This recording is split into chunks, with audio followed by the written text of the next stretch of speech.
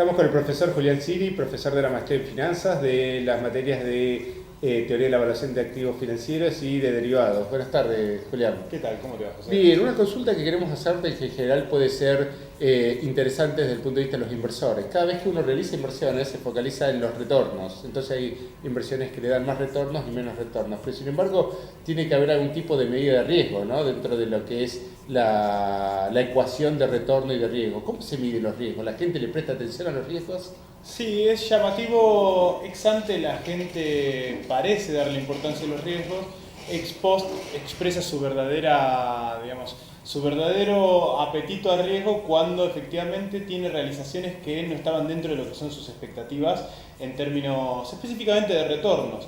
Uno hace hincapié tanto a nivel teórico como a nivel práctico respecto a la importancia de una correcta medición de los riesgos y de entender y virar un poco de esa idea de solo mirar al retorno, que a pesar de la sofisticación que hoy en día con la que se manejan los mercados financieros, sigue existiendo ese sesgo cognitivo en el cual siempre pensamos en términos de esperar lo mejor y no estar muy preparados para los eventos malos. ¿Y hay una subestimación de los riesgos en general, pensás? Cuando se realizan inversiones desde la experiencia, desde lo que vos ves. Desde la experiencia yo no creo que haya una subestimación. Me parece que lo que hay es una expresión de una carga de deseos mayor a la que debería haber.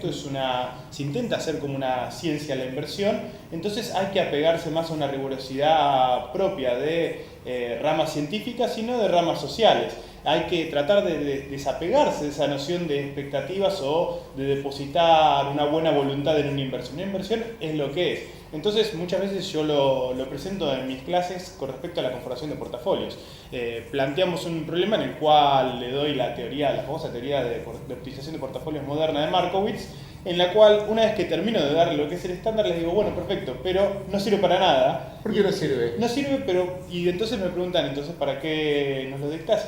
No sirve para nada más por un problema de generación de inputs y no por el resultado final. Tenía un profesor que me decía, si el modelo tiene malos inputs, va a generar malos outputs. Sí. Y eso es tangible mayormente en lo que es la optimización de portafolios de Markowitz. Se estima por lo general que, por ejemplo, los errores en lo que es el retorno esperado de los activos multiplica por 10 el margen de mala estimación que, por ejemplo, una mala estimación de lo que son la correlación entre los activos. Entonces, uno tiene que hacer mucho hincapié en la estimación previa de lo que son los inputs para la generación después de output del modelo. Dentro de esas cuestiones, en la práctica normal, se vira de lo que es una simple optimización a versiones más complejas. ¿Qué es más complejo? Por ejemplo, incluir métricas de riesgo más avanzadas que la volatilidad. Claro, porque justamente hablando en ese sentido, en general Markowitz, su enfoque de carteras de riesgos está vinculado al primero y al segundo momento, es decir, a los valores esperados de retornos y a las varianzas y covarianzas de los retornos. Pero sin embargo puede haber momentos superiores, como puede ser el tercer momento, el cuarto momento de la distribución, que no están dentro de ese análisis, que sin embargo puede estar dentro de la conformación de riesgo. ¿La gente le presta atención o no se le presta?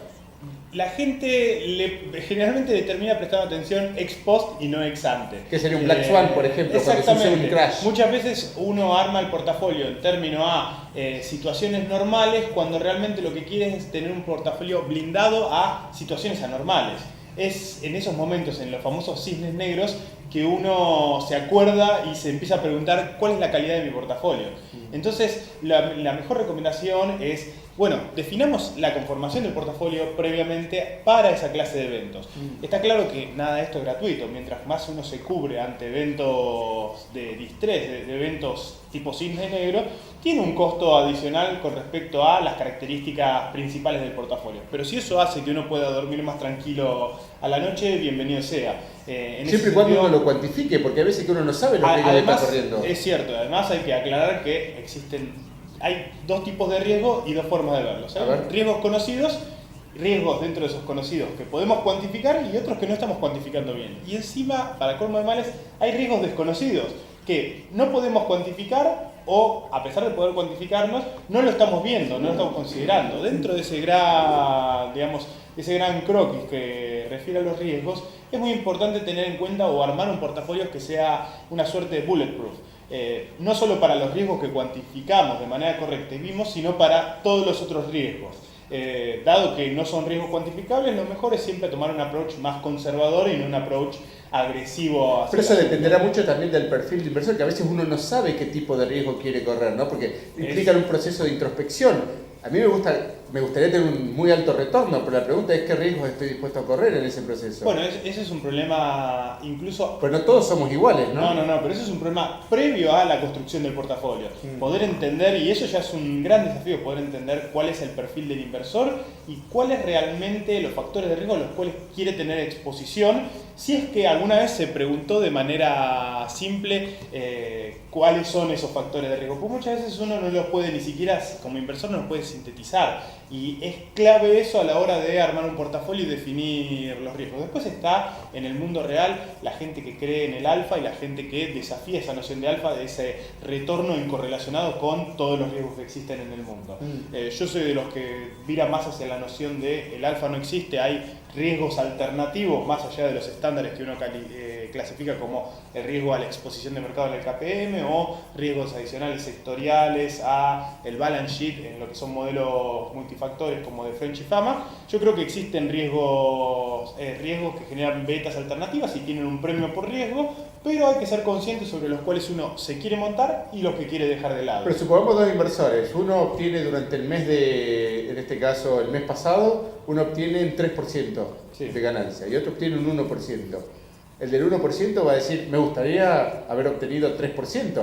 Sin embargo, para poder obtener el 3% quizás debería haber corrido un poco más de riesgos, entonces no estoy dispuesto a correr esos riesgos. O sea, uno se focaliza en el retorno a veces ex post y no en el riesgo que corrió, que vendría a ser en el sentido, bueno, yo me puedo ahorrar la prima del seguro del auto contra robo, con lo cual voy a tener una ganancia, pero estuve expuesto durante todo el mes a que me roben el auto y no estar asegurado, ¿no? Exacto, también depende de la sofisticación del inversor en sí mismo. Hay inversores que entienden o tienen una mayor comprensión de lo que son los riesgos y estar dispuestos a tomar una mayor cantidad de riesgo en pos de un mayor retorno, y hay otros que su formación simplemente, la única parte de la función objetivo es el retorno, hasta que se da el evento como dijiste, te roban el auto y ahí te acordás de necesitaba un seguro contra todo riesgo. Bueno, ya es tarde en ese Medidas, caso. ¿qué medidas usuales se utilizan para poder medir el riesgo? ¿El VAR es uno se separa de lo que es la volatilidad como única métrica de riesgo y pasa a cuestiones que midan más lo que es el tail risk, el riesgo de cola,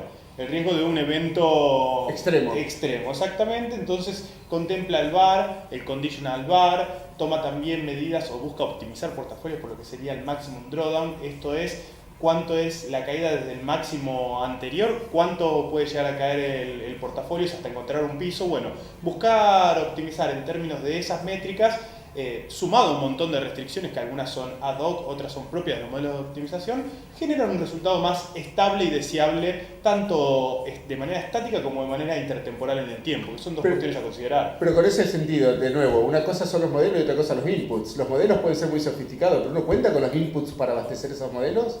A veces sí y a veces no, es como todo en la vida. Pero entonces no hay un interpretar grado de certeza del 100%, al fin del día las finanzas y los mercados financieros son una conjunción, una congregación de gente con expectativas, comportamientos que a veces son racionales, a veces son irracionales y generan como outcome variables aleatorias que intentamos estimar, pero nunca la estimación va a ser perfecta y no necesariamente va a estar, digamos, en las cotas de la distribución que uno desearía que esté a todo momento. Pero las distribuciones de probabilidades no son únicas. Hablábamos en su momento con Alberto Landro de que él decía que justamente el concepto de probabilidad subjetiva, el hecho de que la probabilidad es una, no invención, pero una manifestación de la mente, de la persona, de cierta... Sí. En este caso también podría darse algo similar, de que las probabilidades, las funciones de probabilidades que uno le asigna a los diferentes eventos no son objetivas ni únicas, sino que son subjetivas, pero que se producen cruces de subjetividades, ¿no? Es cierto, digamos, la interacción entre inversores en el mercado va a generar ese cruce, como lo definiste, ese cruce de probabilidades, ese cruce de subjetividades.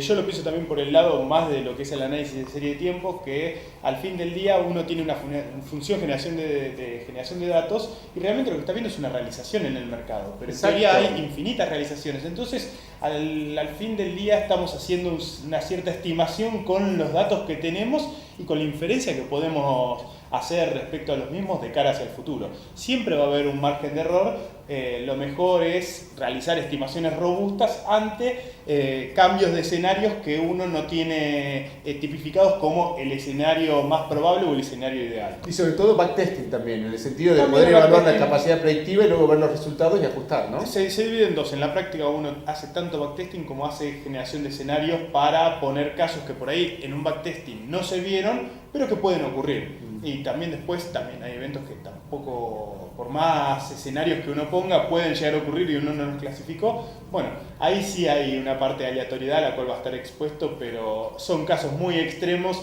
y por lo general todo el mundo termina sufriendo cierto golpe si es que estuvo de antemano dispuesto a tomar riesgos. Bueno, sobre todo hay que controlar los riesgos, digamos. Es clave, eso en cualquier portafolio, una vez que uno ya lo tiene armado y lo tiene vivo, lo mejor es controlar los riesgos. Bueno, muchísimas gracias, Julián, muy amable. No, por favor, gracias a vos.